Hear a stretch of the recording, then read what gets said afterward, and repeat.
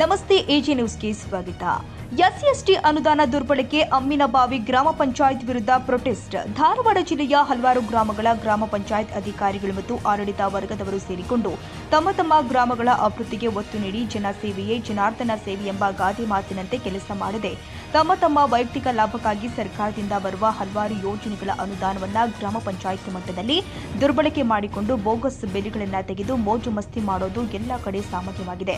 ಇದೆಲ್ಲದರ ಜೊತೆಗೆ ಪರಿಶಿಷ್ಟ ಜಾತಿ, ಪರಿಶಿಷ್ಟ ಪಂಗಡದ ಅಭಿವೃದ್ಧಿಗಾಗಿ ಮೀಸಲಿಡುವ ಎಸ್ಸಿಪಿ, ಟಿಎಸ್ಪಿ ಯೋಜನೆಯ ಅನುದಾನವನ್ನು ಆ ಜನಾಂಗದ ಅಭಿವೃದ್ಧಿಗೆ ಬಳಕೆ ಮಾಡದೆ ಇನ್ನಿತರೆ ಜನಾಂಗ ವಾಸಿಸುವ ಜಾಗದಲ್ಲಿ ಕಾಮಗಾರಿಗಳನ್ನು ಮಾಡಿಸಿ ದುರ್ಬಳಕೆ ಮಾಡಿಕೊಂಡು ಭ್ರಷ್ಟಾಚಾರ ಮಾಡಿರುವ ಘಟನೆ ಧಾರವಾಡ ಜಿಲ್ಲೆಯ ಅಮ್ಮಿನಬಾವಿ ಗ್ರಾಮ ಪಂಚಾಯತ್ ಹಾಗೂ ಹಲವಾರು ಗ್ರಾಮಗಳಲ್ಲಿ ಮಾಡಿರುವ ಅಧಿಕಾರಿ ಹಾಗೂ ಆಡಳಿತ ವರ್ಗದವರ ವಿರುದ್ಧ ಡಾಕ್ಟರ್ ಬಿಆರ್ ಅಂಬೇಡ್ಕರ್ ದಲಿತ ಸಂಘರ್ಷ ಸಮಿತಿಯ ಧಾರವಾಡ ತಾಲೂಕು ಘಟಕದ ವತಿಯಿಂದ ಧಾರವಾಡದ ಕಲಾಭವನದ ಹತ್ತಿರ ಇರುವ ಅಂಬೇಡ್ಕರ್ ಪ್ರತಿಮೆಗೆ ಮಾಲಾರ್ಪಣೆ ಮಾಡಿ ಪಾದಯಾತ್ರೆಯ ಮುಖಾಂತರ ಜಿಲ್ಲಾಧಿಕಾರಿಗಳ ಕಚೇರಿವರೆಗೆ ತೆರಳಿ ಭ್ರಷ್ಟಾಚಾರಿಗಳ ವಿರುದ್ಧ ತನಿಖೆ ಮಾಡಿ ಸೂಕ್ತ ಕಠಿಣ ಕಾನೂನು ಕ್ರಮ ಜರುಗಿಸುವುದು ಅಷ್ಟೇ ಅಲ್ಲದೆ ಪ್ರಕರಣದಲ್ಲಿ ಭಾಗಿಯಾಗಿರುವ ಅಧಿಕಾರಿಗಳನ್ನು ಅಮಾನತು ಮಾಡಲು ಬೃಹತ್ ಪ್ರತಿಭಟನೆ ಮಾಡಿ ಧಾರವಾಡ ಜಿಲ್ಲಾಧಿಕಾರಿಗಳಿಗೆ ಮನವಿಯನ್ನ ಸಲ್ಲಿಸಲಾಗಿದೆ.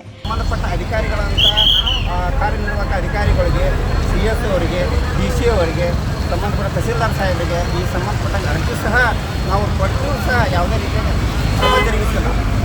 ನಮ್ಮ ಮತ್ತು TSP ಅನುದಾನನ ದುರ್ಬಳಕೆ ಸಾಕಷ್ಟಾಗಿತ್ತು. ಪದೇ ನಾವು ಅಧಿಕಾರಿಗಳ ವರ್ಗದ ಕ್ರಮಕ್ಕೆ ತಂದರೂ ಸಹ ಅವರೇನು ನಿಷ್ಕಾಳಜಿ ಮಾಡಿದ್ದಕ್ಕೆ ಈ ಒಂದು ಬೃಹತ್ತಾದ ಹೋರಾಟ ಇಟ್ಕೊಂಡು ರಾಜ್ಯ ಸರ್ಕಾರಕ್ಕೆ ಗಮನ ತರುವಂಥ ಕೆಲಸನ ನಾವು ಇವತ್ತು ಹಮ್ಮಿಕೊಡ್ತೀವಿ. ಯಾವ ರೀತಿ ಹೋರಾಟ ಏನಿಲ್ಲ ಸರ್, ನಾವೀಗ ಶಾಂತ ರೀತಿಯಾಗಿ ನಾವು ಹೋರಾಟ ಮಾಡ್ತೀವಿ.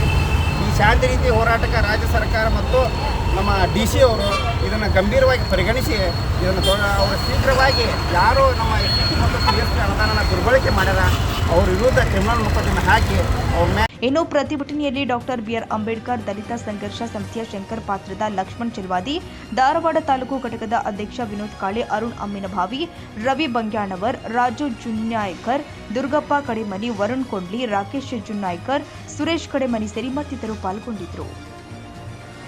ಕನ್ನಡಿಗರ ಮೆಚ್ಚಿನ ನಿಮ್ಮ ಎಜೆ 24/7 ನ್ಯೂಸ್ ಕನ್ನಡ ವಾಹಿನಿ ಇದೀಗ ಟಿವಿಯಲ್ಲಿ ಲಭ್ಯ. ವೇಳೆ ನೋಟಿಸ್ ಕೊಟ್ಟಿದ್ರೆ ವಾಪಸ್ ತಗೋತೀವಿ.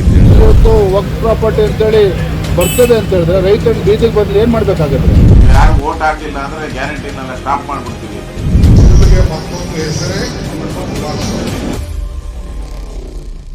ಕರ್ನಾಟಕ ಮತ್ತು ದೇಶ ವಿದೇಶ 360 ಡಿಗ್ರಿ ಸುದ್ದಿ ಹಾಗೂ ಉತ್ತರ ಕರ್ನಾಟಕ, ಬೆಳಗಾವಿ, ಬಾಗಲಕೋಟೆ, ಧಾರವಾಡ, ಹಾವೇರಿ, ಗದಗ, ಬಿಜಾಪುರ ಜಿಲ್ಲೆಯ ಕ್ಷಣದ ವಿವರವನ್ನ ಪಡೆಯುವುದಕ್ಕೆ ಎಜೆ 24/7 ನ್ಯೂಸ್ ಕನ್ನಡ ವಾಹಿನಿಯನ್ನ ಲೈಕ್ ಮಾಡಿ, ವಿಡಿಯೋಗಳನ್ನ ಶೇರ್ ಮಾಡಿ, ಕಮೆಂಟ್ ಮಾಡುವ ಮೂಲಕ ನಮ್ಮ ವಾಹಿನಿಗೆ ಸಹಕಾರ ನೀಡಿ ಮತ್ತು ಚಾನೆಲ್ ಅನ್ನ ಸಬ್ಸ್ಕ್ರೈಬ್ ಮಾಡಿ.